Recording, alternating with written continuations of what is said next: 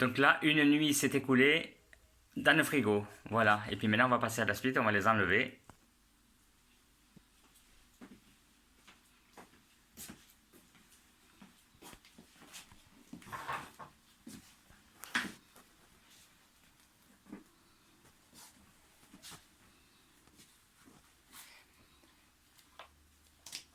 Donc après 24 heures au frigo,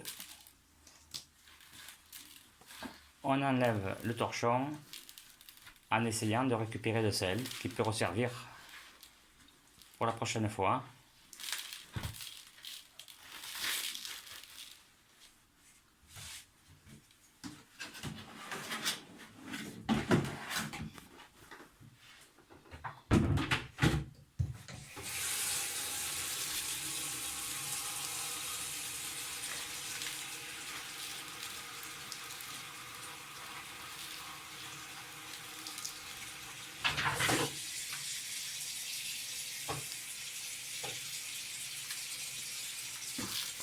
Et là, brossage du sel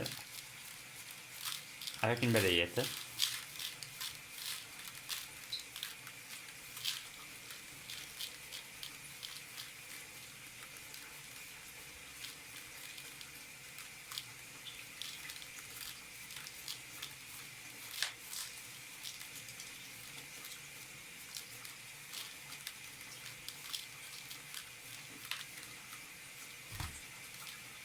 Avec un mulet, ça suffit. Tu te rappelles que tu les filmes tous, hein?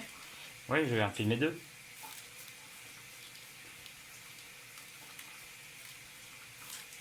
Ce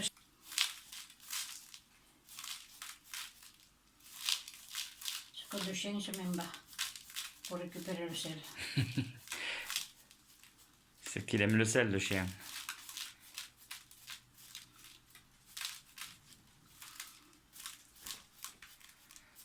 T'as fait exprès de choisir le plateau Languedoc-Roussillon?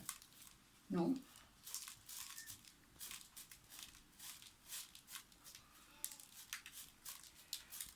Bon voilà, c'est le deuxième qui se prépare. Voilà.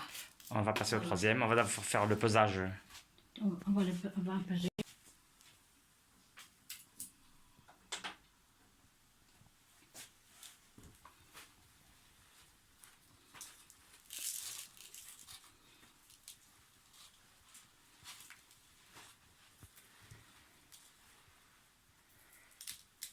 Ça, c'est l'avant-dernier.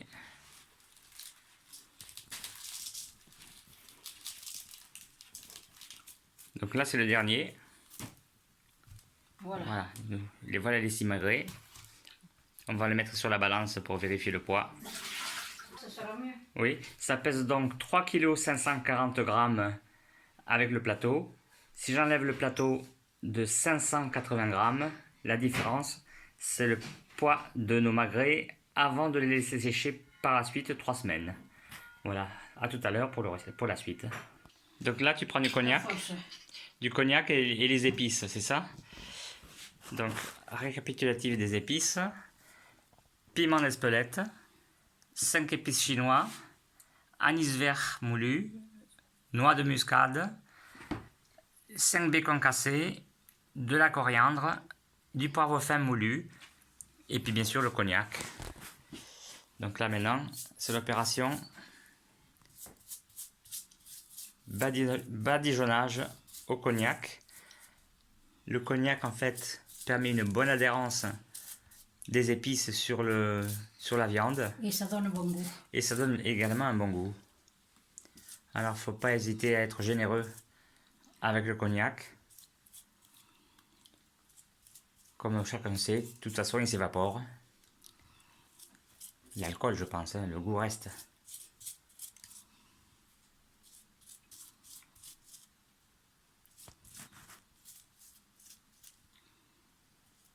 Donc voilà, ça c'est le passage du cognac. Et la suite, ce sera les épices. Tu commences toujours par le poivre fin? Oui, parce que ça adhère mieux. Ça adhère mieux, d'accord. Je vois que tu es généreuse avec le poivre, c'est bien. Oui. Faut que ça donne du goût. Et puis c'est ce qui conserve. Hein? Et c'est ce qui conserve, d'accord.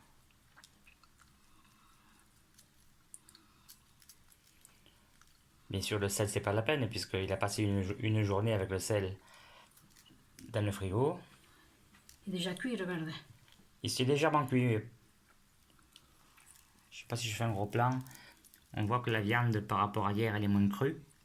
Mais elle n'est pas encore totalement séchée.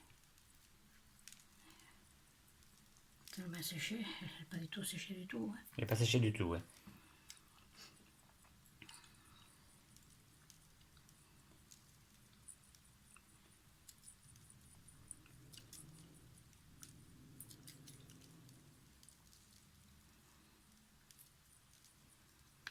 Ah oui, là, on voit que le poivre, tu en mets bien.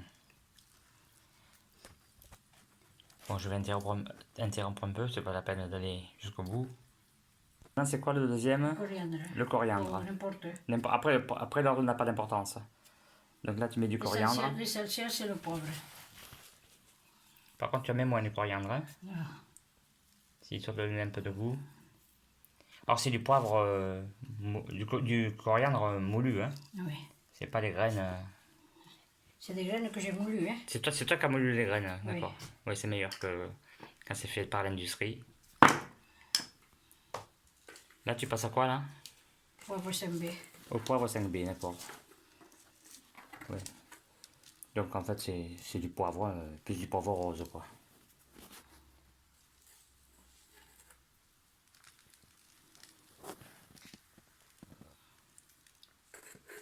Alors, je sais pas quel temps il fait à Paris, mais ici, il fait un temps magnifique. Il pleut, Paris. À Paris, il pleut. Bon, ben voilà.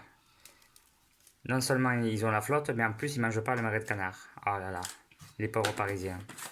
J'ai mis la muscade. Et puis là, ce que tu mets, c'est quoi? C'est l'anis vert. L'anis vert. L'anis vert dont il faut en mettre très peu, parce que c'est fort. Et le chinois aussi. Et le chinois aussi, il faut en mettre très très peu. Voilà, C'est pas la peine de juste une petite pincée, apparemment. Comme ça sent fort, ça. Je confirme que ça sent trop fort. Ça sent fort. Mais bon, ça donne du goût, hein. Ah oui, ça donne du goût. Donc, le dernier ingrédient, ça va être le piment d'Espelette, c'est ça? Oui.